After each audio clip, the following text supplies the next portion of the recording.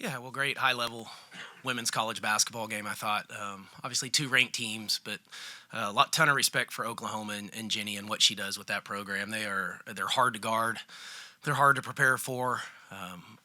Just in a short time, she's just done some remarkable stuff, and they were hot coming in, playing really, really well. I think it was 9 in a row, if I'm not mistaken. So we were getting a hot team that shares it. I think they share it and move the ball better than any team that we've played all year, and maybe as good as any team in the country.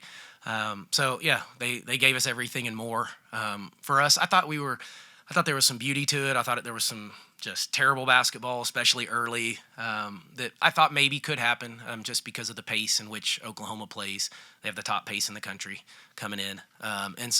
And we were turning the ball over and just didn't look like ourselves. But to our kids' credit, I thought they responded after that first time out, got back in the game in the first quarter, and then from there, back and forth for a lot of it. Played kind of some different lineups, had different rotations, just trying to figure out who might work together. But then I thought we settled in a little bit, made some big shots, made some big plays late, got enough stops, and then again tried to give it away or at least let them right back in it there with the turnover late. Probably and could have used that last time out, but I thought maybe we were a little better prepared.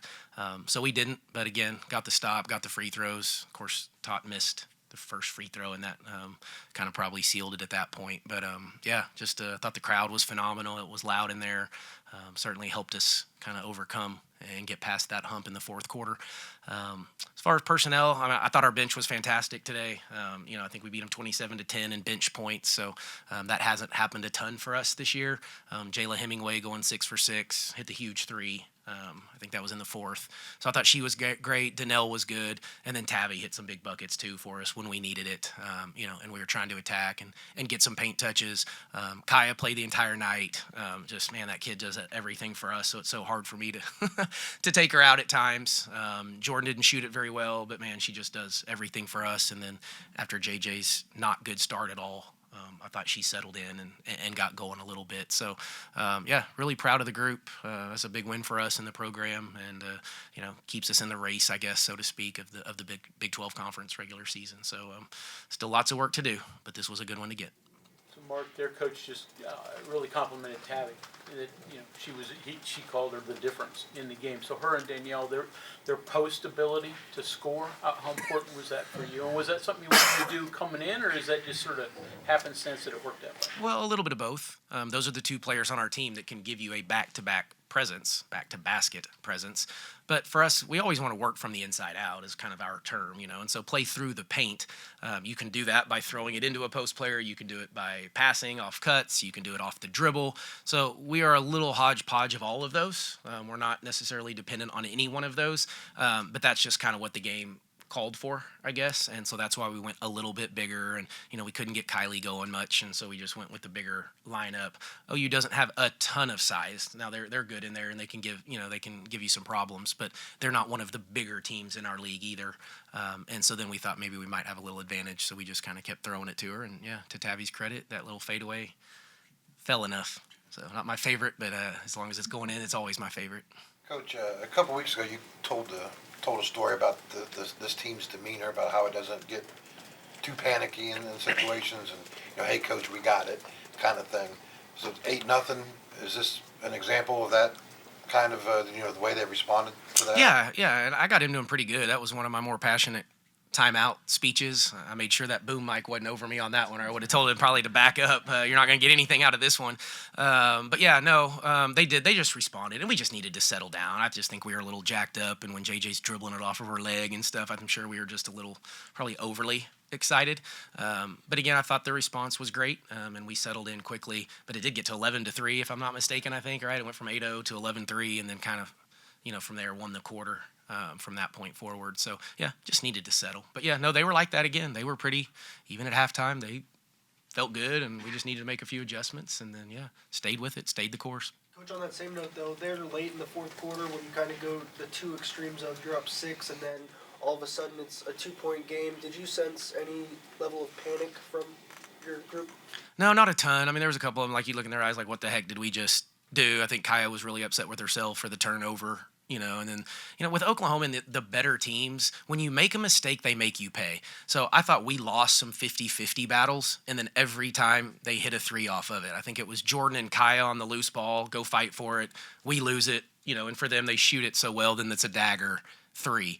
The rebound that might have been a shot clock violation that wasn't, kick out three that I thought we should have had. And so, that's where they got us too much. They got us a little bit in transition, which we had prepared for and kind of had a plan. So just some of the stuff we didn't execute. But at the same time, when you give up 13 threes and find a way to win, then you did a lot of other things really well. And so I guess I'll clean those up and then be proud that we found the other stuff.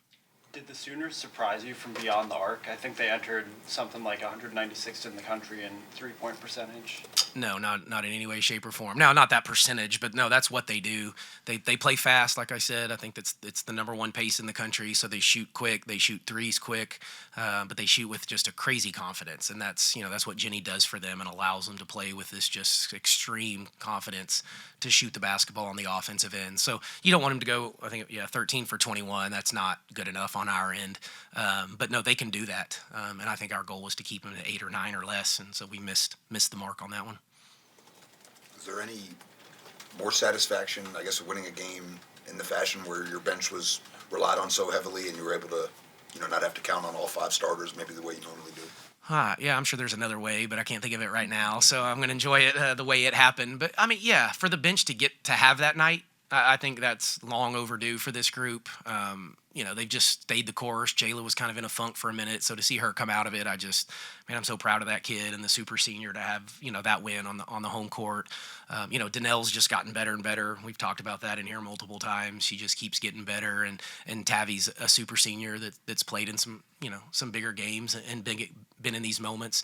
But it's hard when you come off the bench because you never know when your number may get called like that, and so you just kind of have to stay ready. So credit to them and the other group, that didn't get to play as much, just to stay motivated. Coach, you'd mentioned Jordan earlier, and she goes 2 for 10, but I'm thinking of a huge offensive rebound she grabbed for you in the fourth quarter. She turns that into an assist to Tavi.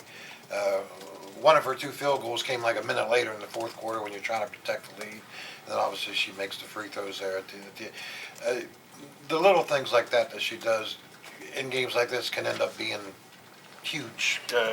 Not difference. Things, yeah, it can be the difference. No, that's Jordan Harrison to a T.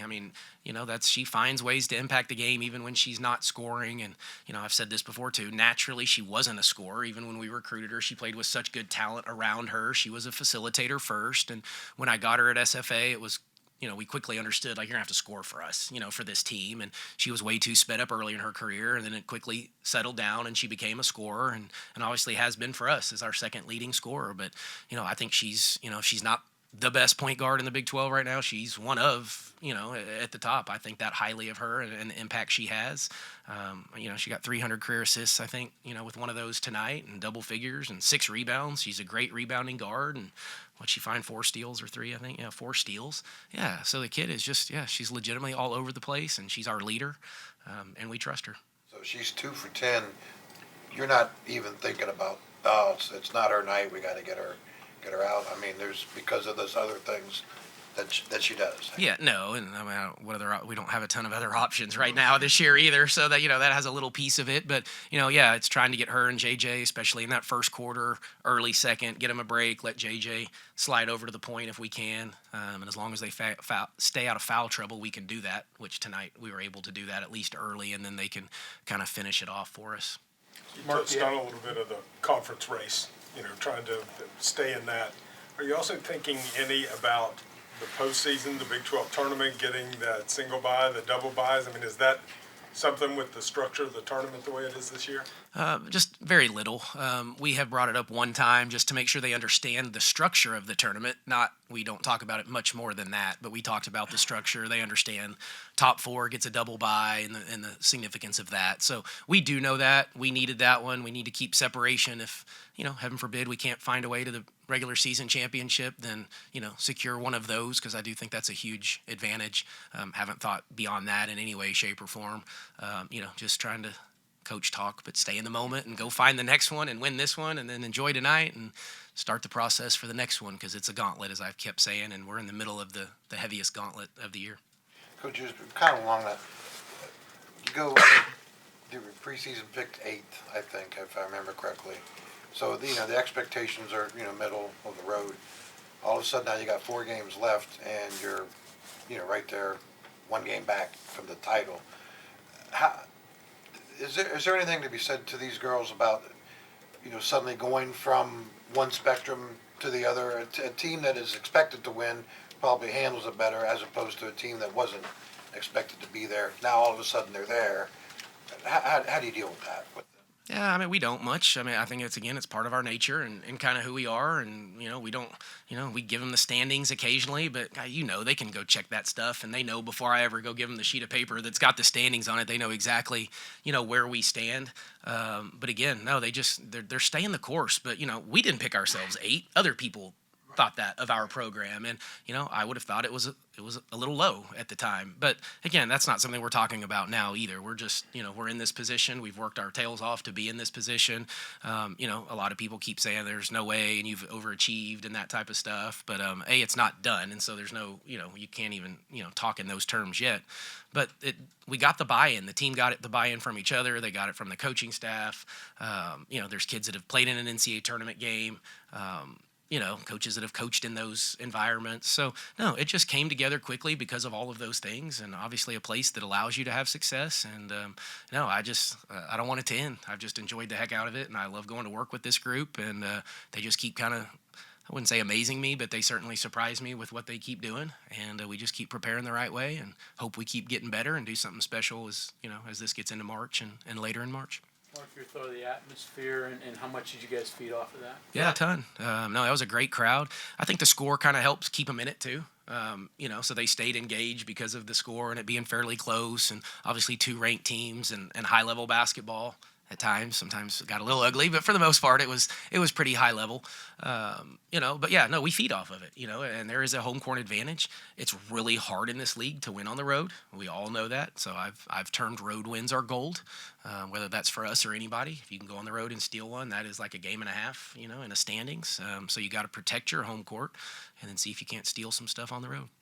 Coach Bryan's called this game a great game for Big 12 women's basketball. I mean, how do you feel about that kind of level of praise from an opposing coach? Yeah, well, yeah, no, I thought it was too. I think I said that early on. This was a big-time women's college basketball game, and 2 quality teams, ranked teams, top 25, first and second in the Big 12.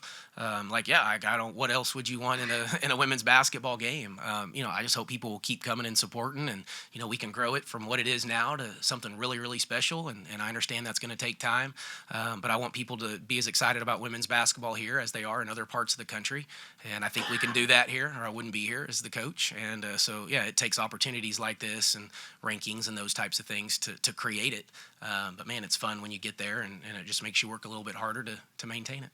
Speaking of Danelle and Tabby, it feels like every time they're in the game, they're just always around the ball, always making plays. What can you say about their ability to step up? Yeah, no, they were great. And they had to guard inside today. They had to guard outside because of the dynamic of Oklahoma and the way they play. We asked a lot of them. We mixed up our defenses. We were playing zone, man, trying to press, trying to turn them over a little bit, but then we were turning them over, and maybe they're giving it back or not converting.